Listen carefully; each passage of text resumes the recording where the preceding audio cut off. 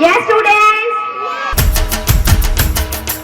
दीदी तेरा देवर दीवाना हाय राम तुझ्या तोडा येई गाणी माझं होय.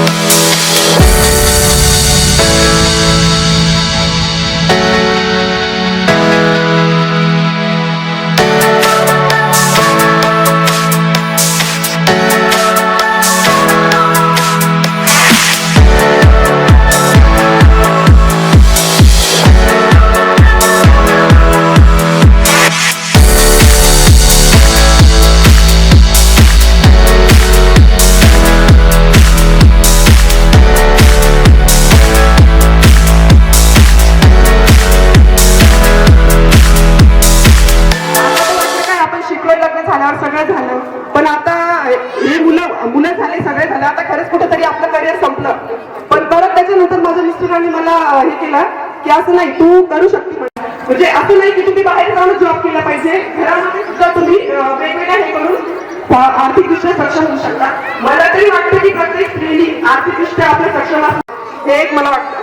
आणि सगळ्या तिथे जे जमलेल्या आहेत पालक, ज्या आई, त्यांनी खरंच म्हणजे खूप मेहनत घेतली आहे. आज जे मुलांना त्यांनी सकाळी उठून एवढं तयारी केली आणि म्हणजे फॅन्सी ड्रेसमध्ये त्यांना त्यांचे डायलॉग पाठ करून घेतले, त्याबद्दल मी सगळ्या इथल्या उपस्थित असलेल्या ज्या आई आहेत सगळ्या मुलांच्या आणि वडील पण आहेत उपस्थित, त्यांनी पण इथं या कार्यक्रमाला येऊन आपल्या पाल्याचं कौतुक पाहिलं. त्या सगळ्यांसाठी थँक्स अ लॉट.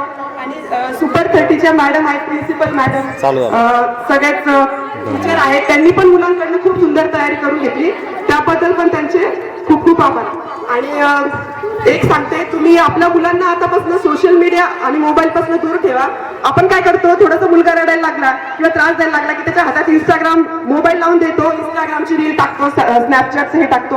पण सगळ्यात जास्त जी तरुण पिढी आहे बिघडण्याचं मेन कारण आहे इंस्टाग्राम, स्नॅपचॅट. तुम्ही इंस्टाग्राम, फेसबुक जे आहे त्याच्या अननोन लिंकला ओपन नका करू. अननोन रिक्वेस्ट आल्या तुम्हाला तर खात्री करा की तुमच्या ओळखीचेच आहेत, तेव्हाच ते ओपन करा. आणि तुम्हाला डिजिटल अरेस्ट पण काही बाहेर आहे, तर डिजिटल अरेस्ट ही संकल्पना पोलीस खात्यात नाहीच आहे. कुठला गुन्हा झाला तर आम्ही स्वतः येऊन तुम्हाला तिथं अटक केली जाते. डिजिटल अरेस्ट स्क्रीनवर तुम्हाला धमकी देणार की तुम्ही तुमचं एक पार्सल आलं आहे ते इलिगल आहे, तुम्हाला डिजिटल अरेस्ट केली जाते. तर याला बळी पडू नका. डिजिटल अरेस्ट ही संकल्पना नाही आहे. आणि जेंट्स लोकांनी सोशल मीडियावर त्यांचं प्रेझेंटेशन देताना जरा जागरूकतेने करा, कारण तुम्हाला बरेच असे फेक आयडी येतील की समोर एखाद्या मॉडेलला नाही का म्हणजे कुठलेही हे करून ब्लॅकमेल करू शकतो तुमच्या याचा वापर करून. तर सगळ्यांनी मेन म्हणजे आता सोशल मीडियाचा वापर जो आहे तो एकदम सावधानतेने करा. आणि अननोन जे लिंक आहेत आपण जे शॉपिंगसाठी करतो त्या पण खात्री करूनच मिशो जे त्यांच्यावरच हे करा. अननोन ॲप, अननोन याच्यावरनं शॉपिंग करा.